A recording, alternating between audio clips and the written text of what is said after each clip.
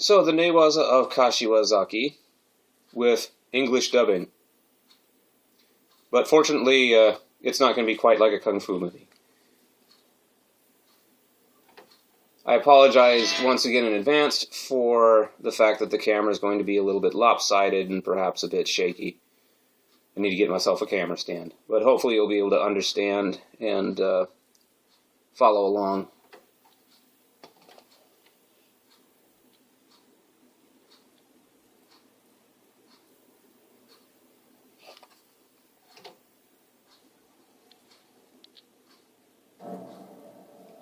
So, part 1, Osai Komiwaza no Kihon, or the basics, the fundamentals of Osai Komiwaza. Kihon means like basics or fundamentals, foundation.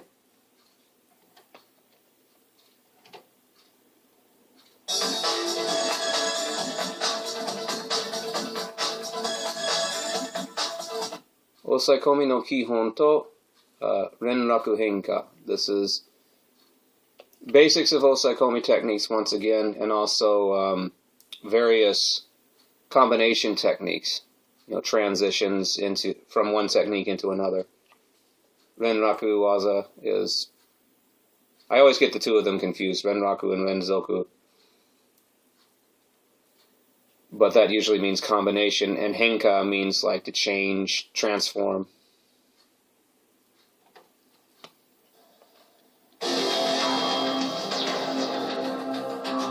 Moving on to Yoko Shiho Gatame. 私が考える、固め技の基本について説明します。固め技は押さえ技、締め技、関節技の3つからなっておりますけども。So of course you've got the three foundational categories of Osai Komi techniques, Newaza techniques rather. You've got of course your Osai Komi techniques, your pinning techniques, your Shimewaza, your choking techniques, and Kansetsu Waza, your joint locking techniques. 押さえ技が固め技の基本だと考えます。また、押さえ技の中で基本となるのは横四方だと考えます。So, the foundation of your Newaza is your Osai Komi Waza. And the foundation of your Osai Komi Waza is Yoko Shiho Gatame, in his opinion. は、縦四方固め、あるいは崩れ上四方固めと非常に変化のしやすい技です。そのために私は固め技の中心に、横四方固めを考えています。He's explaining some things that we'll see him demonstrate shortly, so I'll translate them as we get to them.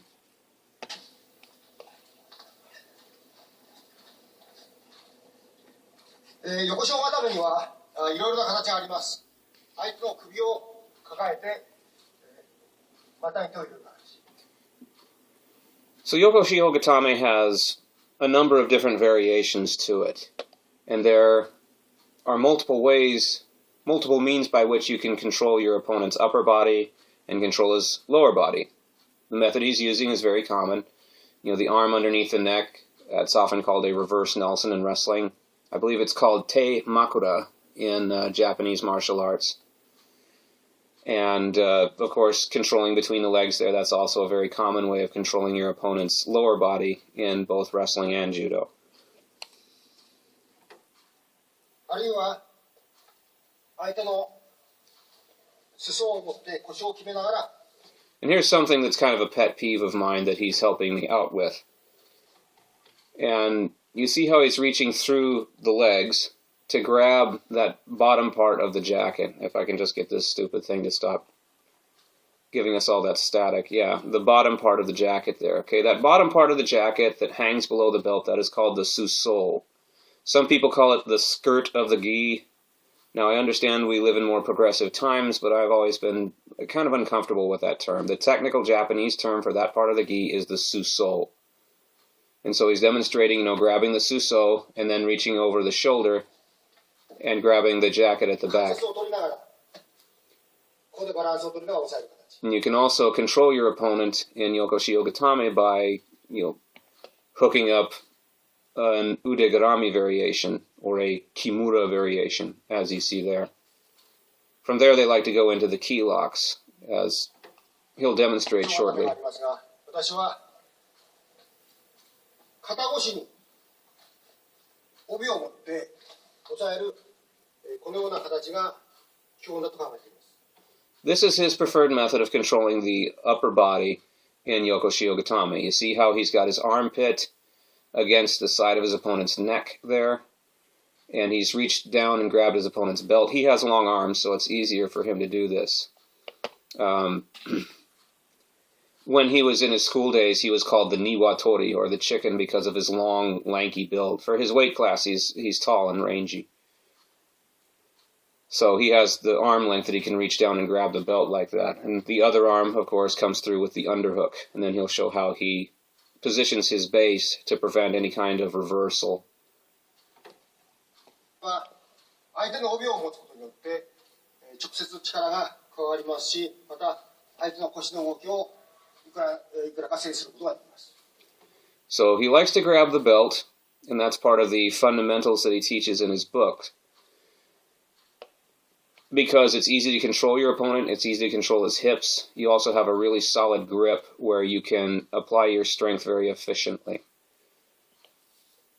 And it's also very easy. This particular grip that he takes makes it very easy for him to transition into other osaikomi techniques like kami shiho and tate shiho in particular.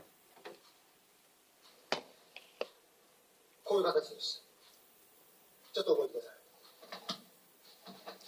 So you see how he defends against his opponent's attempts at bridging by posting his hand, posting his foot, pulling up with the underhook.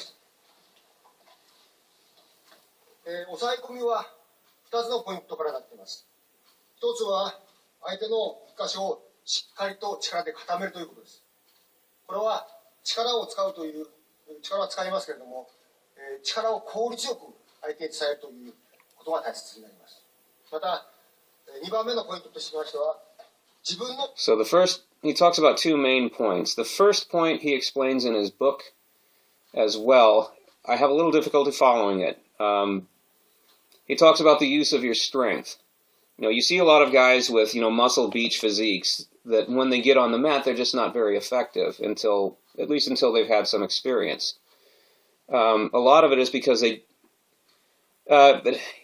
you look at books on athletic training, personal training, a lot of that has to do with what they call motor skills and just how to apply your strength effectively, knowing how to use it.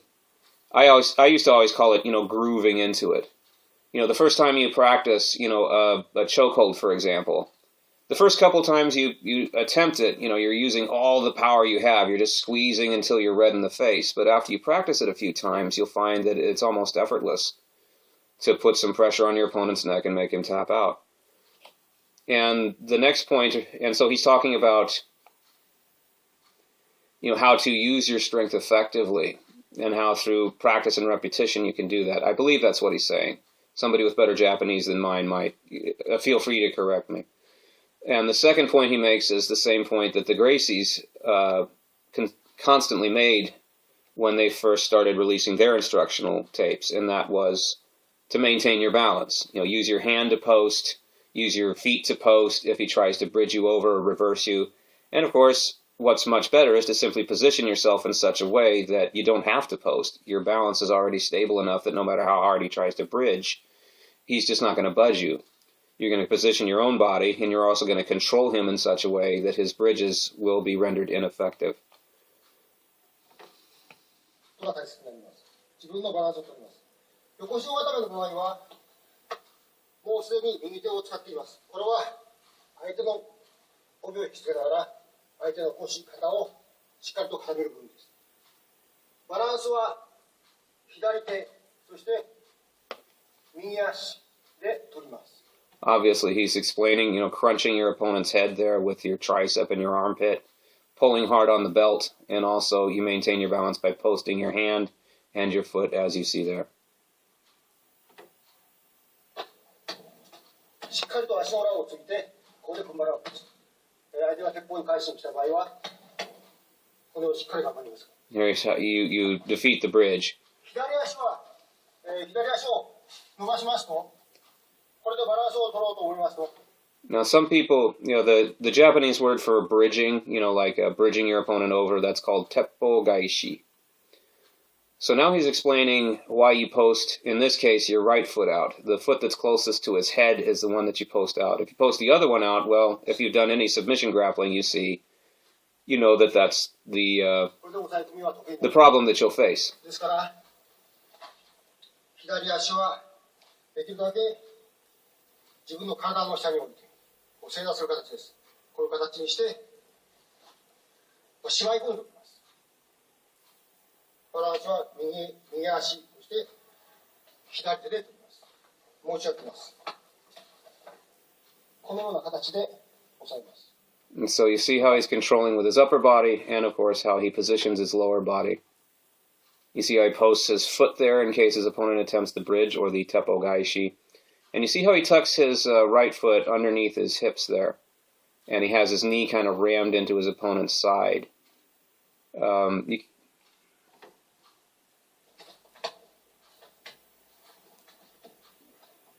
足首を立てますと、こちらはこれだけ浮いてしまいます。The point he makes is that left foot of his, he likes to keep the instep down. If he posts up on the toes of his left foot, then it's easier for his opponent to grab it and bundle it up in a half guard. ここに腰はしっかりと押します。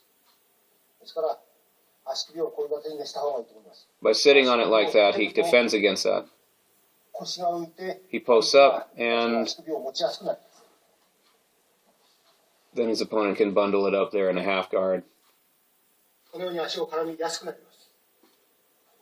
ですから私はこの形の場合は足首を寝せて、その上に自分の体重を乗せて、このように押さえるのがベストだと考えています。So he kind of sits on his left heel a little bit. また動きの中で相手の、左手が自分の横の方に来た場合、こういう形になった場合には、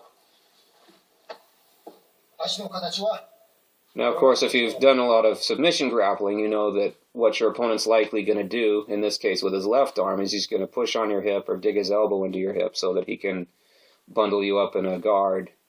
He can do his shrimping action, or abi as they call it in judo. Abi means shrimp in Japanese. And he's going to try to push on your hip, elbow your hip. He's just going to try to use that arm to cause all kinds of trouble for you. And so this is what I always like to do when I do my ground fighting, is to just get my thigh, my hip, up underneath my opponent's shoulder there, as you can see. And then you see how wide his base is?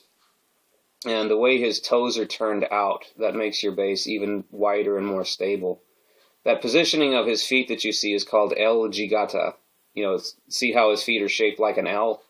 So that's jigata means like shape. So L jigata is that particular position. 右膝を曲げて、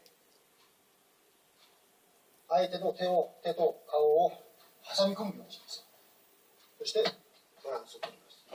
So in this case, more so than with the previous example, you're crunching his head in between your right elbow and your right knee. And at the same time, you're using your hand to post and defend any teppo gaishi attempts. And you can also, it's easy enough to post your right foot out if you have to.